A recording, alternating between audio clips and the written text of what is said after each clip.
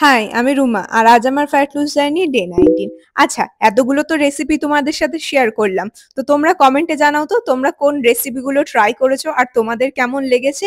আর আজকেও আমার লাঞ্চের রেসিপিটা তোমাদের সাথে শেয়ার করব। তো ভিডিওটা শেষ অবধি দেখো। তো প্রত্যেক দিনের মতোই উষ্ণ গরম জল দিয়ে দিন স্টার্ট করেছিলাম আর খেয়েছিলাম মিক্সিডস এর লাড্ডু। তো তোমরা কারা কারা মিক্সিডস এর লাড্ডুটা ট্রাই করেছো আমাকে জানিও তো। আর প্রত্যেক দিনের মতো high protein multigrain brown bread সাথে পিনাট বাটার আর কফি আর নিয়ে নিয়েছিলাম হোয়ে প্রোটিন। আর এই আমার ব্রেকফাস্ট রেডি। আর সাথে নিয়েছিলাম কলা। তো আমার ব্রেকফাস্ট সব রেডি করে চলে গেছিলাম জিমে। জিমে গিয়ে ফার্স্ট আমি করাই আমার যোগা ব্যাচ। আর আজকে ফার্স্ট টাইম উনি শীর্ষাসন করলো আর দেখো কত সুন্দর পারফেক্ট ভাবে উনি করেছেন। হ্যাঁ, একটু সাপোর্ট লাগবে, কিন্তু আস্তে আস্তে উনি নিজেই করতে পারবেন। খুবই ইজি একটা এক্সারসাইজ। তারপরে করে নিয়েছিলাম আমার মর্নিং ব্যাচ। আর গতকালের ভিডিও তোমাদের সাথে শেয়ার করেছিলাম যে আমার ঘাড়ে একটা চোট লেগেছে। তো তার জন্য এই সপ্তাহটা পুরোপুরি আমার ওয়ার্কআউট বন্ধ। তো আজকেও আমি ওয়ার্কআউট করিনি। হ্যাঁ, বলেছিল শোল্ডার বা আপার বডি করতে, না লেগের তো বারণ করেনি, তাই আমি একটু লেগের কিছু স্ট্রেচিং করেছিলাম। আর হ্যাঁ, বেশি এক্সারসাইজ করিনি, মাত্র 30 মিনিটই করেছিলাম।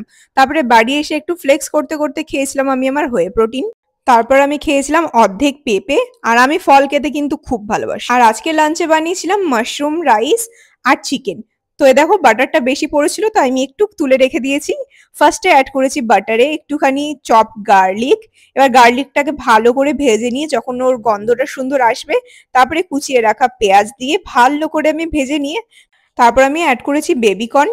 তারপর বেবিকর্নটাও ভালো করে ভেজে রাখা মাশরুম গুলো দিয়ে দিয়েছি। এবার অ্যাড করেছি পরিমাণ মতো লবণ দিয়ে একটু নাড়াচাড়া করে ঢেকে রেখেছি। এবার মাশরুম নিজের জল ছেড়ে পুরোপুরি কুক হয়ে যাবে। মাশরুমটা যতক্ষণ কুক হচ্ছে ততক্ষণ আমি বসিয়ে দেবো আমার চিকেনটা।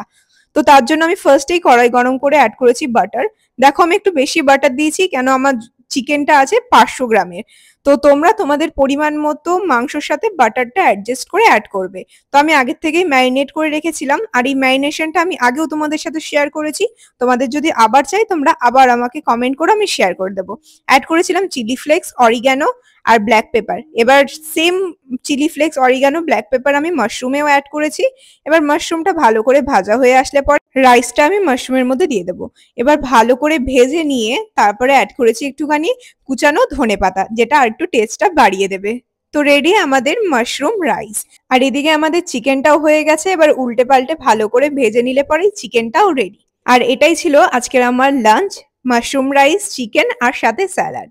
তো এটাই আমি সন্ধ্যেবেলা ডিনারেও খেয়েছিলাম। তো ওই জন্য আর ক্লিপ নিইনি। তো তোমাদের এই রেসিপিটা কেমন লাগলো অবশ্যই কমেন্টে জানিও। আর আজকের ব্লগটা এখানেই এন্ড করছি। দেখা হচ্ছে নেক্সট কোনো ব্লগে। বাই।